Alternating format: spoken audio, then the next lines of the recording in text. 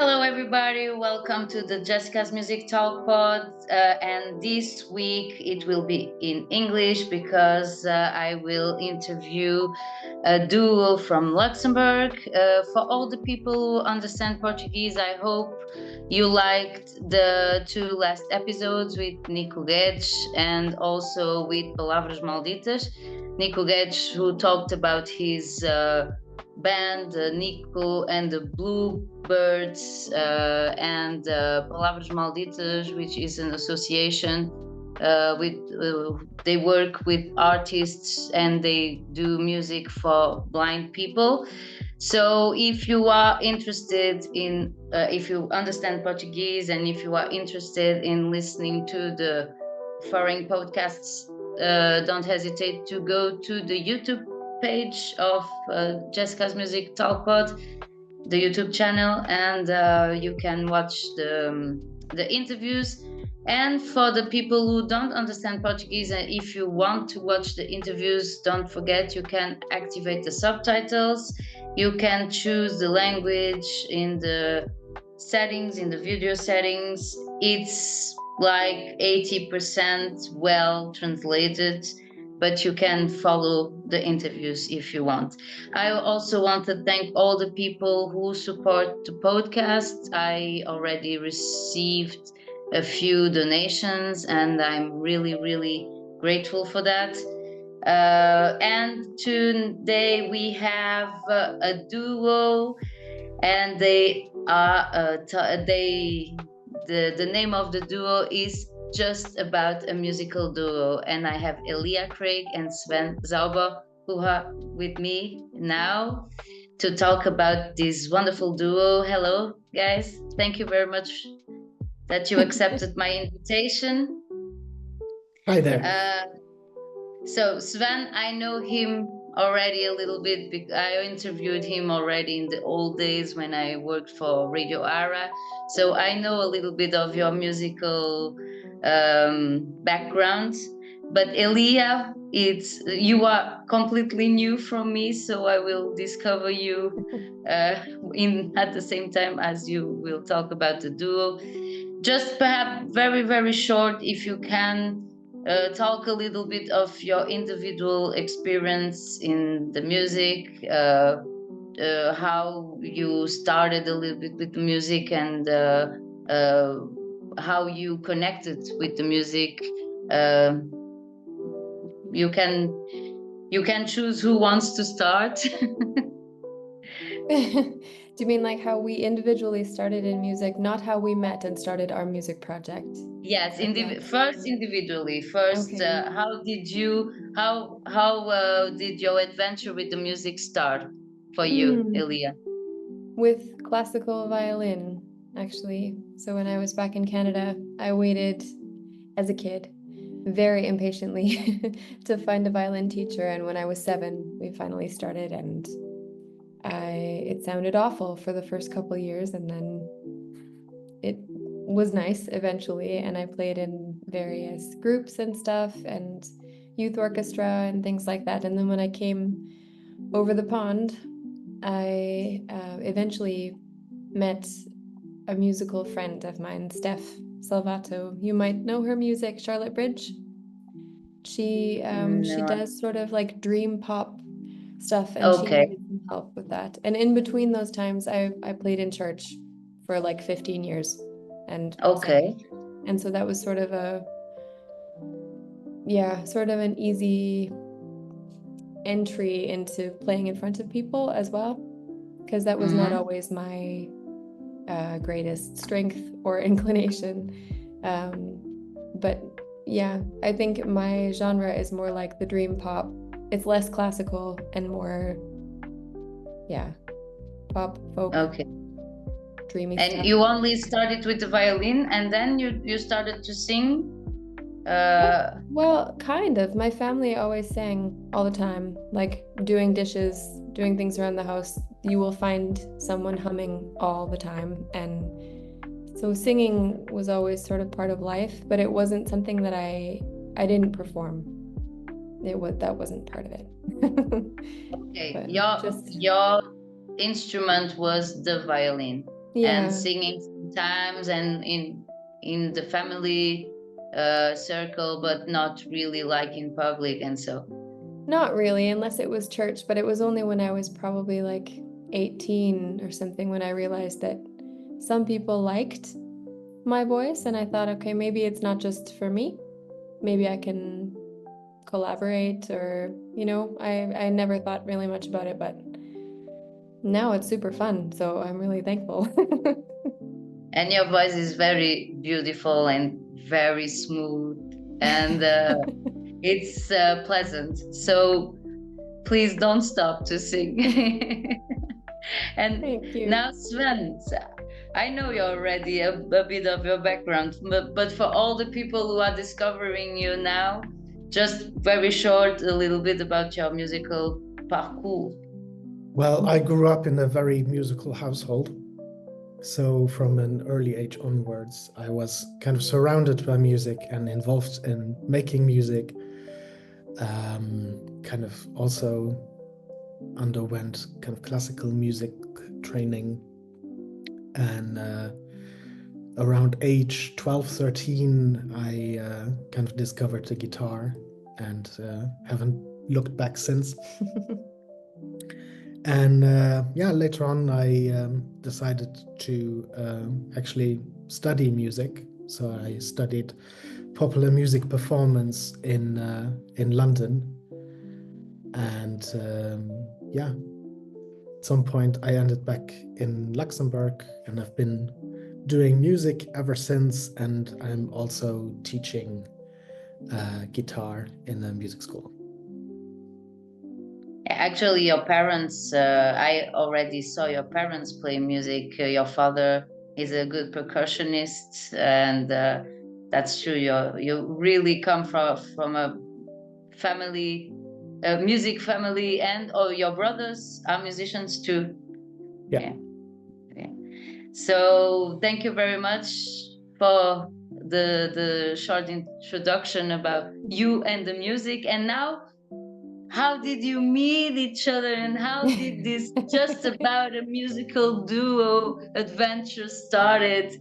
What is the history behind it? Well, basically, what has it been? 2.5 years, right? Yeah. 2.5 years ago, I walked into a pub because Lata Gouveia asked me to help out for some new Grundclub, something. I had no idea what was going on and what was going to happen. And as usual. And so yeah, sure.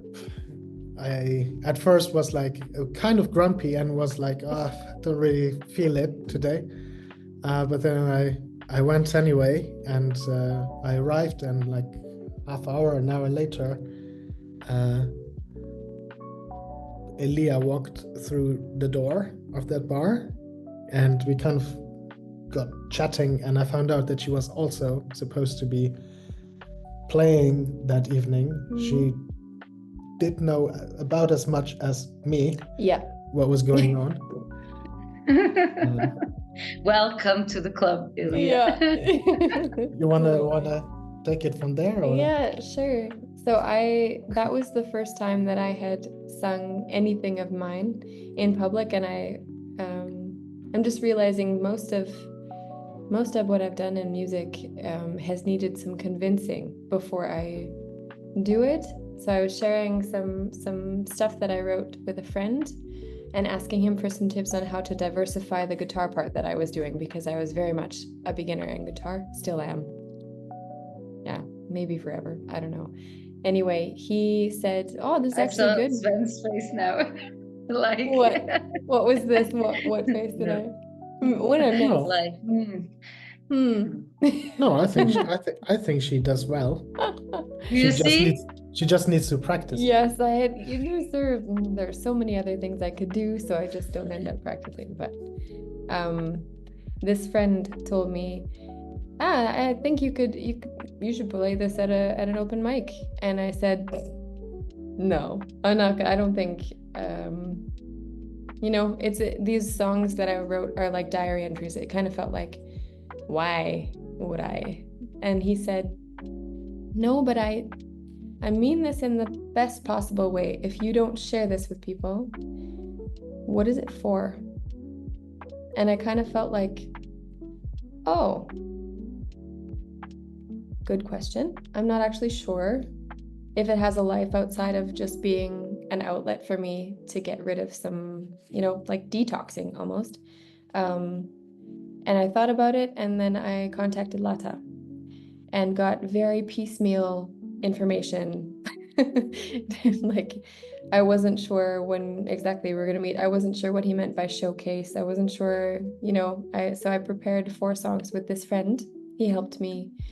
And so we performed together that evening. And I remember we went into the bar. Lata wasn't there for a while after that. And so we thought, yeah, we'll just get a drink. We're at a bar.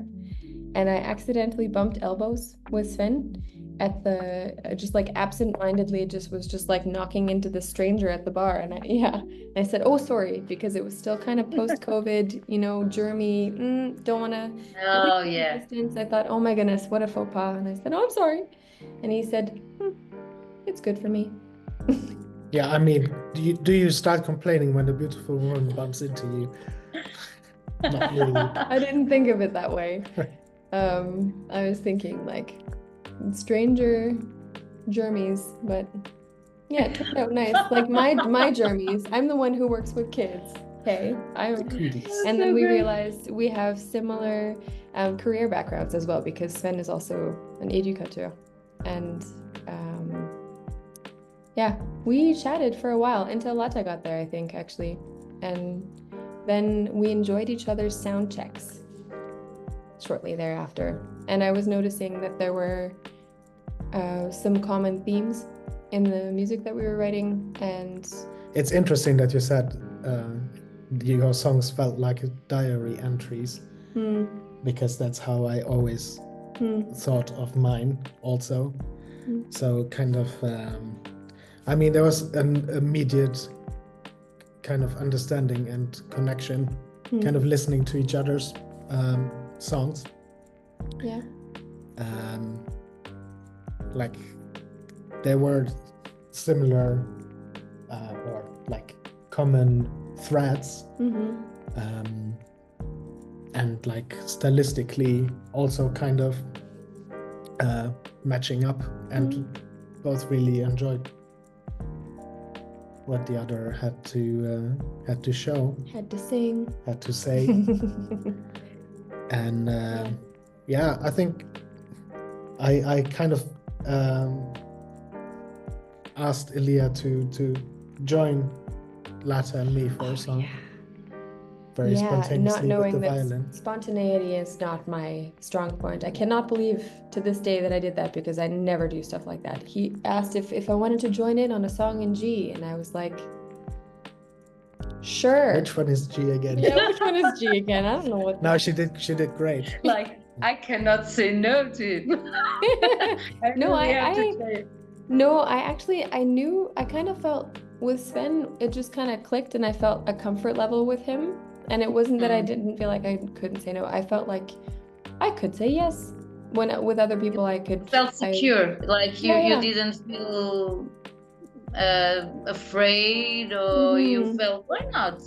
Yeah, like why not? Exactly. Yeah, lots of stuff has been why not that I otherwise wouldn't have dared. Like, also, we became fast friends, and 11 days after we met, we wrote our first song, because I thought, why not? I could have just asked him if he'd be interested in writing a song together sometime, and if he doesn't want to, at least I tried, you know? Like, I wasn't as guarded as I might have been with other people, because it kind of felt like we already had a rapport right from the get-go. Just didn't need to you felt like the music styles, your individual music styles also fit well together before you started to write together. So a lot, and it does. So I don't know what you did before, but when I listen what the duo does, and when I listen what Sven already did, I can confirm that it fits. So Yeah. so Yeah, it's not another world. It's still the same sort of pool and Yeah, I mean, it's there are similarities, but it's still very, very different to what I yeah. do or I did. yeah, but I'm saying like there's a like a visible or audible Yeah. path between them. There's like it's not like a total Yeah, fish yeah. out of There's water. a Yeah, connection. it's not like you do metal and the other one does jazz, Yeah. for example. So Which could it's be a interesting. nice fit too. So I Yeah. already heard weird things in my life, but Yeah, that's but basically how it went. She sent me a message. How about we do something together? And I think like half hour later I sent you. Yeah, probably. Or the day, like within Like, 24 hours. Yeah, within 24 You hours, sent like me a very song quickly. seed. Yeah. And then I was very impatient to get something back from her side. Yeah, and I had laryngitis and I couldn't sing what I had written. So I sent him back the melody and the lyrics with me playing the melody on the violin because I couldn't. Yeah, my voice was just gone. And it because worked of the out. stress. No, I got sick. I got sick and I strained my voice. Okay. Like the week before, I yelled over loud music. Okay. Which was also my fault. That Ha. was your invitation to a concert. Yeah, that was. But you didn't make me yell over the loud music. Yeah, that was I don't yell over music anymore. It's against my current policy now. I'm really careful about that because that lasted. I didn't get my singing voice back until like 4 or 5 months later. Oh my God. Yeah, I understand you. Oh. It was like okay, yes, I understand you. I would also not yell anymore if that would happen to me, of course. Yeah. So, and what about the songs? So you write it together, or does one concentrate himself more in the instrumental part and the other one in the lyrics? How is a little bit your working method to write the songs? It's a lot of stuff kind of comes from us talking about something quite often, not always, but there are occasions, or like telling about a dream or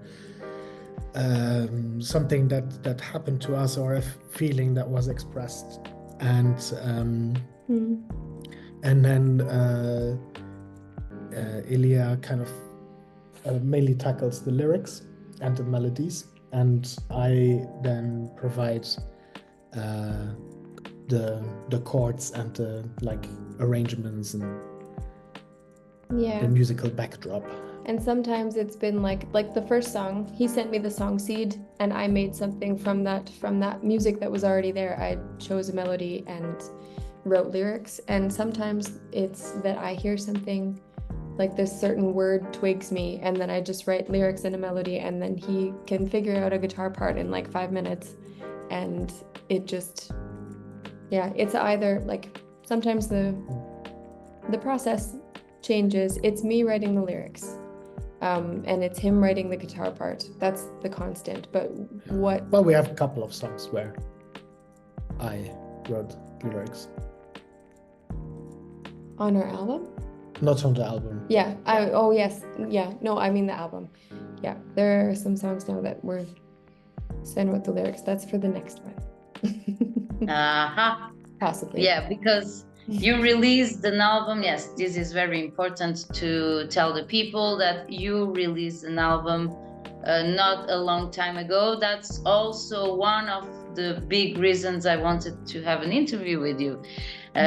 Also to motivate people to go and listen to your album. So the album was released at Op de Schmerz in Duitsland, and there you were not the two of you alone? You had some musicians who played a little bit with you. That's right. Yeah, we had Paul Bellardi on the piano and Great. Schlappe Flach on upright bass, and we had a string Quartet, yeah. and that's it. there's I was gonna say their names, but sure. You can. They were really awesome. That was really cool. We had not done anything in that constellation for our own project before, like our project together. Sven did something similar for his release concert of his solo album. I mean, they Paul and Schlappe also worked on the album with us, as well as played a release concert. And on the album, we actually recorded a string orchestra rather than just a 4-piece. Mm-hmm. Yes, that was my next question. If they also participated in the recording of the album, or if they only just played with you during the release concert. So Schlappe also played with you in the album and the string quartet. Not this string quartet, no, but Paul and Schlappe played on the album, and just Paul and Schlappe. Okay. They jumped in for the orchestra. We went to Macedonia. Macedonia. Nice. Great. Yeah, that's really nice. Great. And so we can find the album in all streaming platforms, Spotify, YouTube. You also have a YouTube channel. You have a Facebook page. You have Instagram. So don't worry, I will put all the links here in the description below for all the people who want to listen to your music. So I will put the links so they can access to your pages and to your information, and also to keep informed about your gigs and about the next album. Sven also wrote some lyrics. Yeah, there might also be a vinyl at some point. We're still trying to figure it out. As the manufacturing plant has gone bankrupt, which is something that hasn't happened to me before. So still kind of trying to find a solution to still get the vinyls made, because we already paid for them, but we haven't received anything yet because they are bankrupt. So but hopefully in a couple of months we should get them.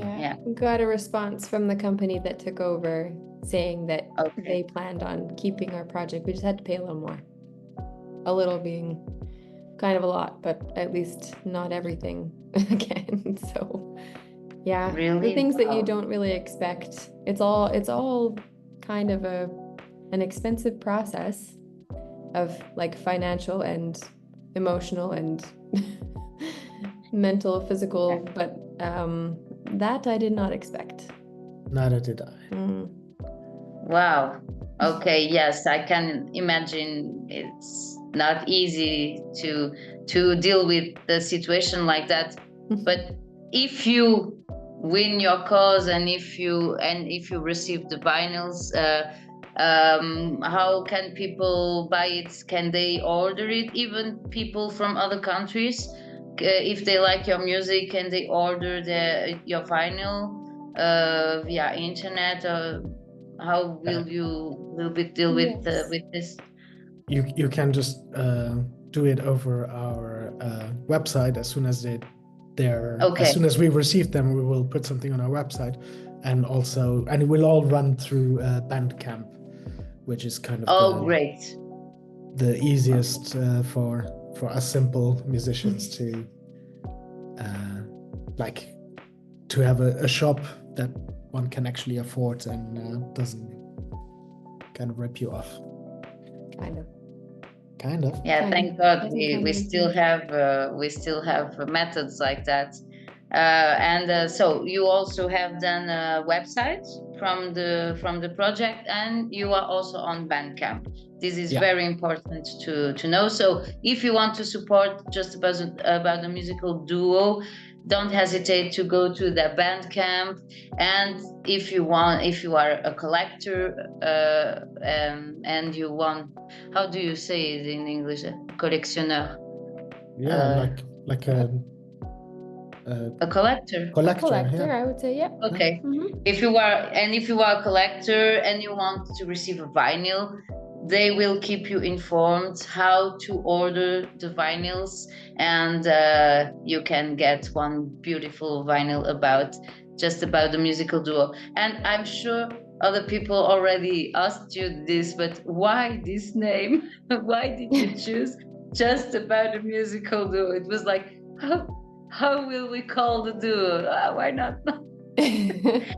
I actually wanted to call it Flight of the Pink Platypus or something. Yes. What? This was not a serious. I stand by that. Yeah. Would have been a killer. Well, it took us a while to find a name because everything's taken. There's nothing new under the sun, and we wanted something that sort of felt like us. I mean, obviously we wanted that because otherwise why would you name yourself that? But in the end, it came from something that my dad often says. He says just about pretty often. Like if you ask him if something's done, he might say, yeah, just about. Like not quite, almost, but getting there. And I think it sort of fit with our, this theme of it being okay to not have things be perfect all the time. You know, we're gonna make mistakes and we're gonna write about stuff that is also not perfect, and without the fear of imperfection, you can do a lot and share a lot that means something to other people too, maybe. And if you were too afraid to share it before it was perfect, then you might miss out on something that's really special. So just kind of letting go of this like holding on to perfection and embracing being not quite there yet. That's sort of the idea. And Just About by itself was, I think, already taken. Yeah, it's a million things. Yeah. So we put a musical duo at the end to make us more findable. Yeah. That's sort of the necessity. I find it very original, and it's actually a good idea because people are stay very curious, like, huh? Just About a Musical Duo. What an interesting name. Let's go and see, you know. So yeah, it's a good idea. And everything you said, it's actually very important for all the people also who start with something, even if it's not music. Even for me, for the podcast, because I always think, oh my God, the image is perhaps not so good, or the sound, or people will not like it. And yeah, that's how you say it. If people do something, it doesn't have to be 100% perfect. If you do it with love and with your heart, and you are doing something, so it's already good. And to do something that we love to do also. So thank you very much for the motivation speech. It was really nice.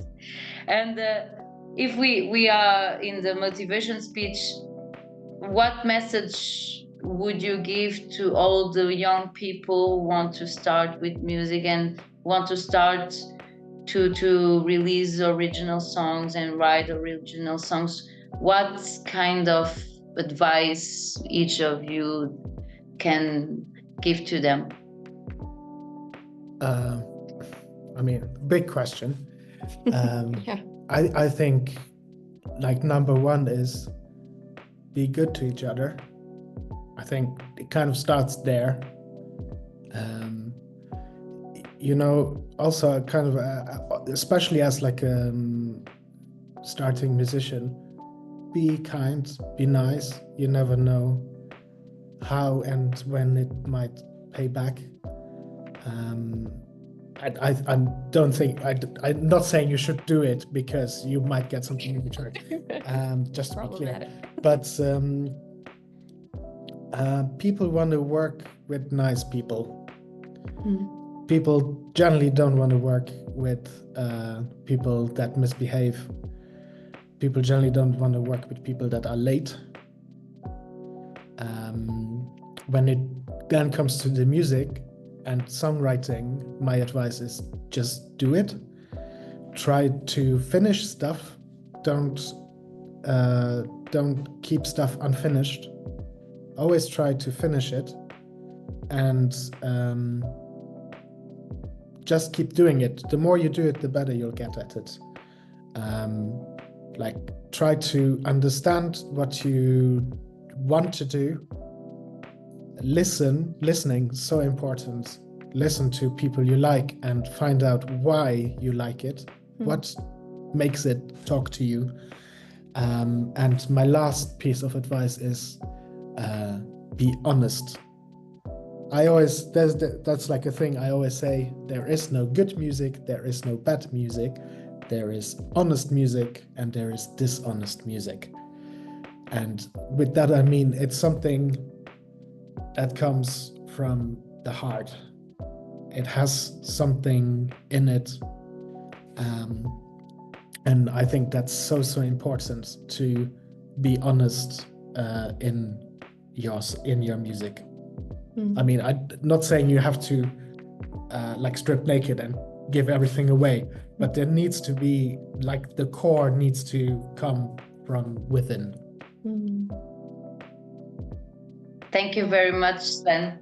It was a good advice. Really nice. Thank you so much. And you, Elya, what do you want to tell the young people who want to start?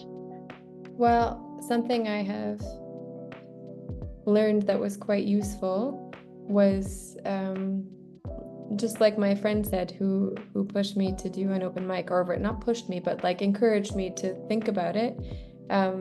Sometimes we are the protagonist in our own lives, but sometimes we are not the main character. You know, we can't be that all the time. So maybe sharing music, I've wondered what kept me from sharing before was thinking, like, who's going to want to hear this? Who do I think I am getting up on a stage and sharing something that people didn't even ask for? You know, like, that's something that I've struggled with before. Like, who's going to want to hear my voice? Who cares about what I say? Yep. No, but I find it, you know, like if you write a song, if you write a book, if you share anything like that, it kind of feels like you're almost being arrogant by sharing this because you're assuming that someone's going to want to hear it. And I've really struggled with that. But thinking of it in the way that my friend helped me to, like, if you keep it to yourself, then it's all just for you. Wouldn't you rather have a connection with somebody? Wouldn't you rather have the opportunity to start a conversation or find people who have been through similar things or have not and understand something because of something you said? Like, you just never know what depth might come of this, and it's not you being selfish or arrogant sharing things. It's you being possibly a character in somebody else's story that they need. Maybe it's not about you, even though it's coming from you. And I find that really encouraging, because otherwise I don't think I would share anything. You know, it makes me, I already feel very self-conscious being in front of people, period. But singing things that really matter to me was a hurdle. And when I had the thought in my mind that it's sort of like, who's going to want to hear it anyway, that stopped me. But I'm really glad that the people who have influenced me musically got over their hurdles and shared, because who would I be without them, you know? Like, if everybody got scared because they thought maybe no one wanted to hear, then I think we would live in a very different world. So I guess just to encourage sharing rather than not sharing, if it's from the heart. I actually I want to put an addendum to what I said. Okay. It's what's very important, and what I kind of sometimes see with kind of the students is it's like becoming a musician kind of means to a lot of youngsters.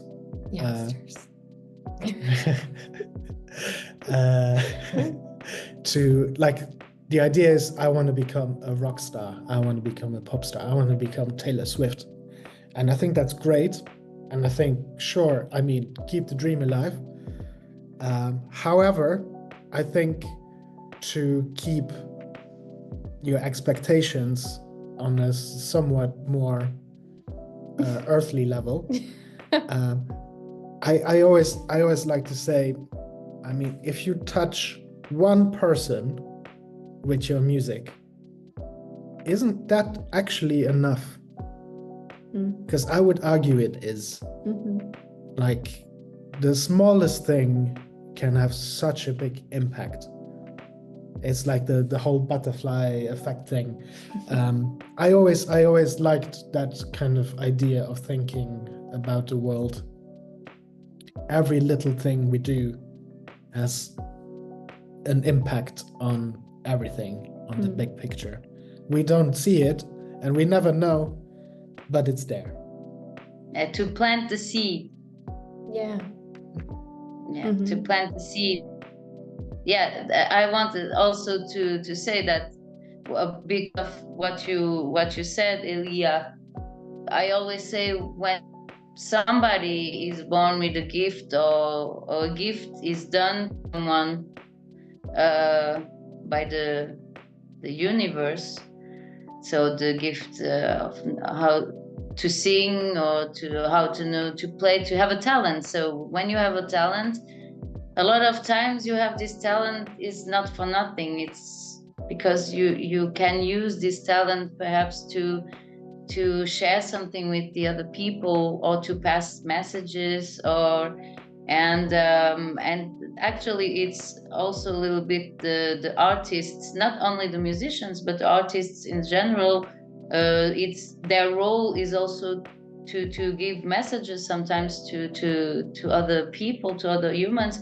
And it's like Sven said, it's not the most important. It's not to have thousands, millions, billions of fans. The most important is yeah, of course.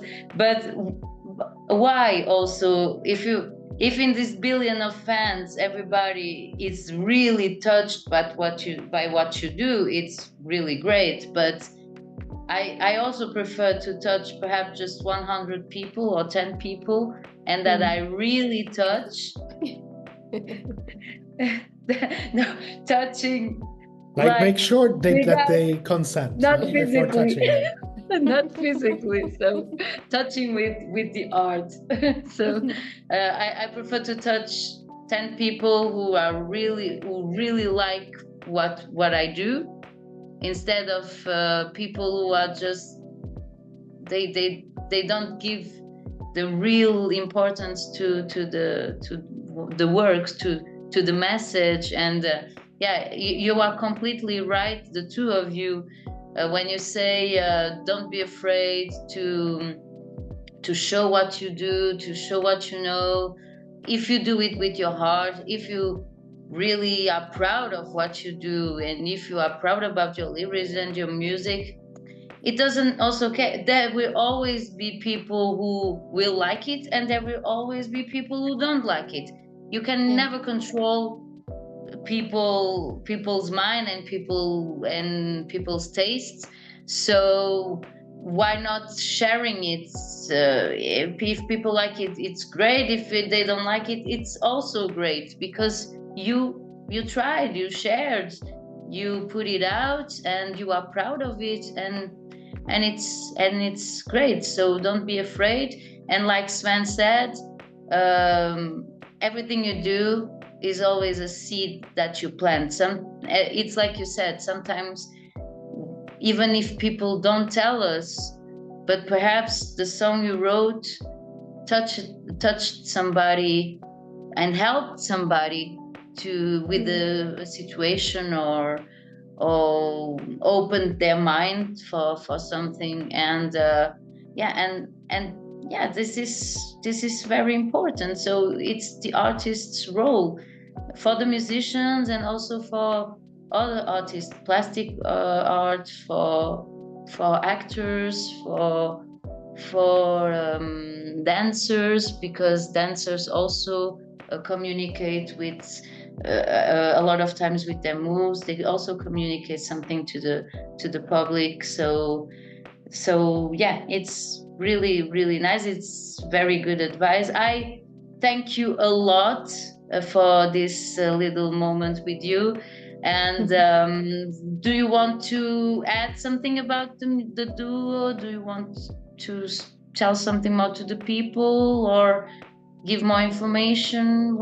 Something important, or is it okay for you? I'd say give it a listen. Yeah. And see if you like it. Sure. And if you like it, send us a message. And if you don't like it, also send us a message. We don't mind. Oh yes, one question. If people want to book you to play for gigs, how can they do it? So they can send you an email, they can contact you via your website, and also your social medias. And so what is the best for you? All of the above. Yeah. Generally, on the professional sense, it kind of works mostly through email, though sometimes it also comes through like social media, which I always find a bit odd, but I mean, if it works, it works. Yeah, it doesn't really matter. We do check our emails and we do check our social media. Yes. So if you want to contact us, there's an email option on the website. Yeah. That's probably the best bet. Yeah. I mean, it's everywhere. You can find it anywhere. It's info at justaboutamusicalduo.com. Mm-hmm. And the website, how is It's justaboutamusicalduo.com. Yeah. Okay. Nice. So I will also put the links, but for the people who want to book, and you also are ready to play abroad if like somebody from other countries. Okay, so you are ready to do a world tour. Great. Sure. Yeah. I hope to see you play in Porto, guys. Really, I would be so happy and so proud if you go there. Really. Same we would love to come. I will also share your stuff in the Jessica's Music Talkpod page. Always when I invite musicians and people to participate into the Talkpod, I continue also to give news about them to the people who listen to the interviews. So I will also share your stuff. I will do everything I can from my side to help you guys, because what you do is really good. You do very good music. You put a lot of work on it, I know, and you deserve it. You deserve all the success. So don't forget, for the people who are listening, Just About the Musical Duo is on Bandcamp. They have a website. They are on social media. They are on all streaming platforms. They released the CD, an album. It was like 1 month ago, 2 months ago. October, end of October. So 2 months, 20th of October it came out. Okay. So it was not a long time ago. It's really fresh, really new. It's really beautiful. And the lyrics are very, very meaningful too. So if you really want to listen, if you like singer-songwriter stuff, and if you really want to listen to good singer-songwriters music, go and check this very beautiful album. Does the album have a name? I don't remember it, sorry. Yes, it's called Better Weather Day. Better Weather Day. Better Weather Day. thank you so much for that you accepted my invitation. Now, before we end with the video, I just want to say thank you to all the people who followed this interview. I want to say thank you to all the people who also followed the last interviews and who liked it, and all the people who liked the page. If you like this podcast, please put a thumb up, subscribe, share, share. Put a thumb up, and you can also activate the notifications. Every time a new episode comes out, you are always aware. I have 3 editions, so it's the Music Made in Lux edition, like today, with musicians from Luxembourg. I have the Música Nacional with musicians from Portugal, and this is in Portuguese. And I have the Music and More, and Music and More is everything that has something in common with the music, but are not the musicians themselves. And this can be in several languages. Last week it was with an association, it was in Portugal, so I did it in Portuguese, but I will also interview agents or organizations or festivals or places or things that have something in common with the music and that are interesting to make people know. And I also created a PayPal account. You can find it with jessicatalkpod@gmail.com for all the people who want to do a little donation. There is no fixed amount. You can do a donation of the amount you want, even if it's just 1 cent. It's just for the people who want to support the podcast, and it gives me also the possibility to give a better quality and have better material and so. And yes, also for the people who want to have an interview like Sven and Elya, you can send your EPKs and your press communication to jessicatalkpod@gmail.com. And I also have the Facebook page of the podcast, and I also have the Instagram. You can also send a private message via Instagram and Facebook. I'm also on Patreon. So if you like the podcast, just continue to watch it, to listen to it, and to share it with all your friends. And I will do everything I can to make you discover good musicians, good music, and interesting topics about the music. Thank you very much, Elya and Sven. I wish you all the best, all the success. And next week, I will receive Ricardo Dias dos Santos from Heavenwood. They are recording a new album. So Heavenwood is one of the oldest metal bands from Portugal. They are like the rivals from Moonspell. And Ricardo is preparing a new album, and we will talk about it next week with him, and it will be in Portuguese because it's Música Nacional edition. So keep in touch, and see you next week. Bye. Bye. I'm sorry I missed out on you all my life. Just think where we could be.